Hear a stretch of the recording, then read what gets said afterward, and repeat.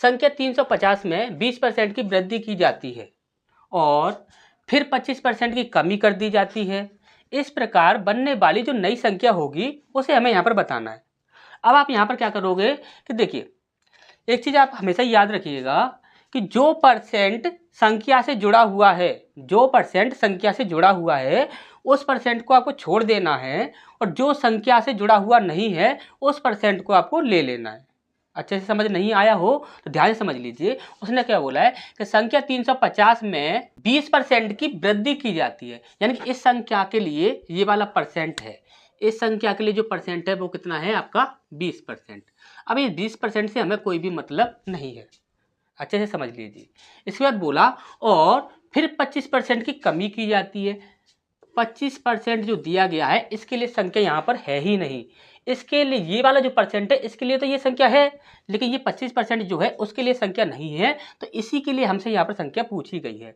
अब उसने बोला है कि कमी कर दी जाती है। क्या कर दिया जाता है? कमी कर दी जाती है। ये चीज़ आपको हमेशा याद रखनी है कि कमी बोल रहा है या वृद्धि बोल रहा है, ठीक। तो इस प्रकार बनने वाली नई संख्या क्या होगी ये हमसे यहाँ पर पूछा जा रहा है। अब यहाँ पर देखिए, हमने बोला 25% का मतलब कितना होता है? 25% का मतलब होता है 1/4, ठीक। हमने बोला वृद्धि की जा रही है या कमी, तो आपने बोला सर कमी की जा रही है। कमी की जा रही है तो 4 में से 1 माइनस कर दीजिए, कितना बचा आपका? 3 बचा। अगर वृद्धि की जाती तो हम क्या करते? 4 में 1 जोड़ देते, कितना हो जाता? 5 हो जाता। अब हमने बोला कि 4 में से 1 माइनस करते, कितना आ गया हमारा? 3 आ गया। अब 3 से जो संख्या डिवाइड हो जाएगी वही हमारा आंसर होगा। 3 से जो संख्या डिवाइड नहीं होगी फिर कभी भी हमारा आंसर नहीं होगा। अब हमने बोला कि 3 से ये संख्या डिवाइड हो जाएगी, क्योंकि 3 और 2 5 होता है, 5 कभी 3 के पाड़े में आता नहीं है, तो ये संख्या हमारी डिवाइड होगी नहीं। 4 और 3 7, 7 कभी 3 के पाड़े में आता नहीं है, तो ये हमारा संख्या डिवाइड होगी नहीं। इसके बाद 5 और 1 6 और 3 9, 9 जो होता है वह 3 से डिवाइड हो जाता है, तो यही हमारा आंसर हो जाएगा। इसके बाद देखा 4 5 7 और 1 8, 8 कभी भी 3 से डिवाइड होगा नहीं, तो ये हमारा आंसर होगा नहीं। समझ आया अच्छे से? जो परसेंट जिस संख्या से जुड़ा हुआ है उसे कभी भी आपको उसको कभी भी आपको लेना नहीं है।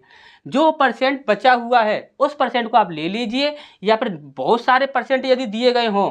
अभी यहाँ पर देखिए, एक संख्या में 20% की वृद्धि कर दी, फिर 25% की कमी कर दी, फिर 18% की वृद्धि कर दी, फिर 17% की कमी कर दी, फिर इसके बाद उसने बोल दिया कि 50% की, फिर उसके बाद वृद्धि कर दी। तो नई संख्या कौन सी बनेगी? तो हमने क्या बोला लास्ट में कि 50% की वृद्धि कर दी, तो 50% को हम ले लेंगे और जो भी संख्या होगी उसे हम देख लेंगे। यदि वृद्धि बोली गई है 50% का मतलब कितना होता है? 50% का मतलब होता है 1/2, यानी कि 2 में हम 1 जोड़ देंगे, ये 3 हो जाएगा। 3 से जो संख्या डिवाइड होगी वही हमारा आंसर होगा। अच्छा, इस समझ आया हो तो अच्छी बात है। आगे वाले क्वेश्चन पे आ जाइए।